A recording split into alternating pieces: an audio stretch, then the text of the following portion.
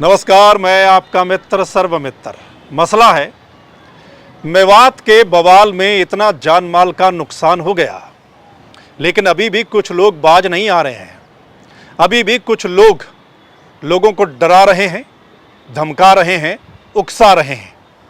क्या सरकार उन पर कार्रवाई करेगी? एक तो इस पर चर्चा करेंगे।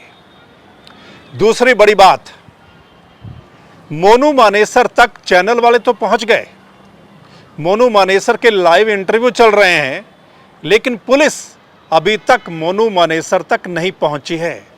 ऐसा क्यों? इस पर बात करेंगे। तीसरी बात, एक चैनल के स्टिंग ऑपरेशन में यह साफ हो गया है कि सीआईडी वालों के पास इनपुट थे कि यात्रा के दौरान टकराव हो सकता है, और उन्होंने ये इनपुट सरकार तक पहुंचाए थे, लेकिन उसके बावजूद भी पूरी फोर्स वहां पर तैनात नहीं की गई। ऐसा क्यों? जिम्मेदार कौन है? और अगली बड़ी बात, वहां मेवात में और गुरुग्राम में दोनों समुदाय के कुछ लोग अपना घर छोड़कर कहीं और जा रहे हैं, अपने घरों को ताले लगाकर, क्योंकि उनको अभी भी डर है। चलिए पहली बात पर आते हैं, ध्यान से सुनिएगा, कई सवाल हैं। पहली बात पर आते हैं, झांसी का एक वीडियो बहुत वायरल हो रहा है कि झांसी के बाजार में बहुत से लोग मार्च निकाल रहे हैं और एक लाउड स्पीकर पर आदमी बोल रहा है और वो कह रहा है कि जितने भी मुस्लिम रेहड़ी वाले हैं वो शहर छोड़कर चले जाएं, सिर्फ हिंदू यहां पर रहेंगे, और अगर वो ऐसा नहीं करेंगे तो उनका क्या अंजाम होगा, इसके जिम्मेदार वो खुद होंगे, उसकी जिम्मेदारी उनकी नहीं है। यह सरेआम लाउड स्पीकर पर वहां पर बोला जा रहा है, शहर में मार्च निकाला जा रहा है। ये वीडियो आज बहुत सोशल मीडिया पर चल रही है। क्या ये वीडियो सरकार तक पहुंची है? क्या इस वीडियो के इनपुट सरकार तक पहुंचे हैं? और अगर पहुंचे हैं तो क्या सरकार कार्रवाई करेगी उन पर जो लोग ऐसा बोल रहे हैं और अभी भी लोगों को डरा रहे हैं, धमका रहे हैं, उकसा रहे हैं? हालांकि सुप्रीम कोर्ट ने साफ निर्देश दिए हैं मेवात वाले मसले के बाद कि कोई भी नफरत भरी बयानबाजी नहीं करेगा, ऐसा नहीं बोलेगा, और ये सरकारों की और प्रशासन की जिम्मेदारी है कि ऐसा नहीं होना चाहिए। लेकिन उसके बावजूद भी ऐसा लोग बोल रहे हैं और प्रशासन मूक दर्शक बना हुआ है कि बोलिए जो कुछ बोलना है, डराइए, धमकाइए, उकसाइए। क्या सरकार कार्रवाई करेगी इन लोगों पर जो अभी भी सरेआम एक समुदाय के लोगों को डरा रहे हैं, धमका रहे हैं, धमकी दे रहे हैं और ये कह रहे हैं कि उनका अंजाम क्या होगा? ठीक है, ये बहुत बड़ा सवाल है। कार्रवाई होनी चाहिए, क्योंकि अगर सरकार चाहती है कि ये दंगों की आग आगे ना फैले तो ऐसे लोगों पर कार्रवाई होनी चाहिए। अगली बात ये कि मोनू मानेसर तक चैनल वाले तो पहुंच गए हैं। आप देख रहे हैं कल से मोनू मानेसर के लाइव इंटरव्यू चल रहे हैं कई चैनल पर, लेकिन मोनू मानेसर तक अभी तक पुलिस नहीं पहुंची है। हमने सुना हरियाणा के होम मिनिस्टर अनिल विज कह रहे थे कि मोनू मानेसर को पकड़ने में पुलिस लगी हुई है, राजस्थान की पुलिस भी लगी हुई है, हरियाणा पुलिस भी लगी हुई है, ऐसा बोल रहे थे। तो फिर अभी तक मोनू मानेसर तक पुलिस क्यों नहीं पहुंची है? अगर चैनल वाले पहुंच सकते हैं, पत्रकार उन तक पहुंच सकते हैं, उनको नंबर मिल सकता है, वो लाइव उनको जोड़ सकते हैं, तो पुलिस ऐसा पता क्यों नहीं लगा पाई? जब होम मिनिस्टर खुद कह रहे हैं कि उसको पकड़ने में पुलिस लगी हुई है।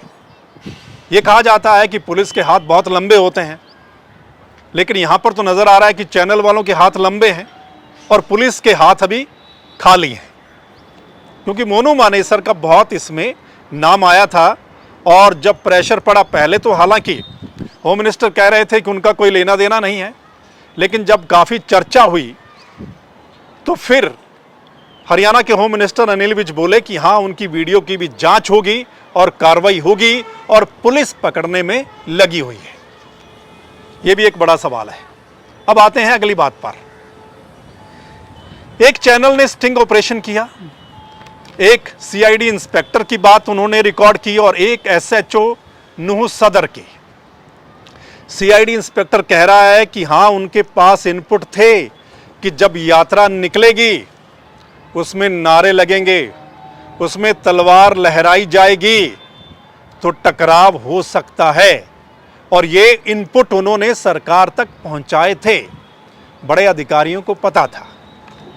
लेकिन दूसरी तरफ नूह सदर थाने के एसएचओ कह रहे हैं कि उन्हें इस बारे में कोई इनपुट नहीं मिले हैं, कोई जानकारी नहीं मिली है।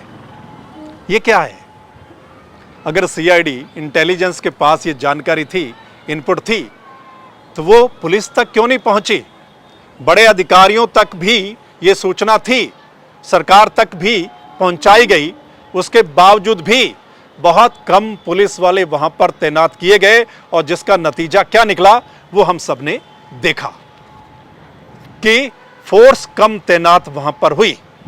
अब कहा जा रहा है कि इसकी भी जांच होगी, लेकिन एक बड़ी बात है कि जब इंटेलिजेंस के पास, सीआईडी के पास ये इनपुट थे कि यात्रा के दौरान टकराव हो सकता है, और मोनू मानेसर की वीडियो आती है और उस दिन ये अफवाह फैलती है कि मोनू आ रहा है, फिर लोग इकट्ठे होते हैं और वहां पर बवाल होता है, लेकिन फोर्स उसको रोक नहीं पाई, यानी उसके लिए प्रशासन पूरी तरीके से तैयार नहीं था।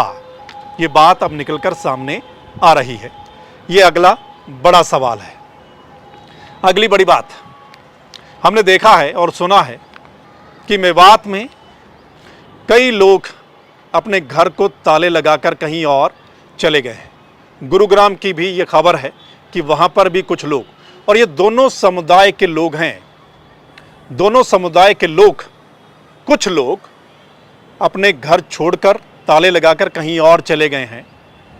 वजह है अभी भी डर बना हुआ है, अभी भी उनको डर है कि कहीं ये दंगा और ना फैल जाए और ये दंगे की आग कहीं उनके घर तक ना पहुंच जाए।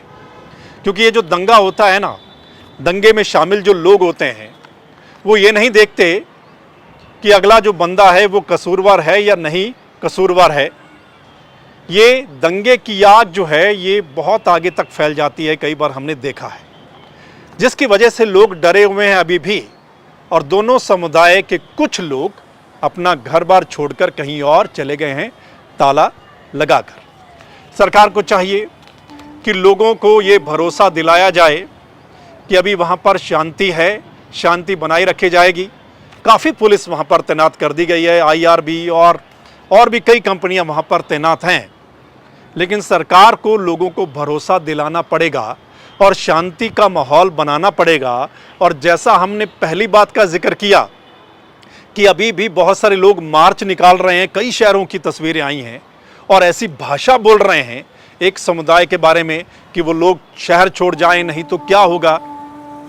ऐसी जो चीज़ें हैं उस पर सरकार को कंट्रोल करना होगा, तभी जाकर लोगों को भरोसा होगा कि अब शांति बहाल हो गई है, ताकि वो लोग अपने घरों पर रहेंगे। वरना लोगों को अभी भी डर बना रहेगा, पता नहीं कब क्या हो जाए, है ना।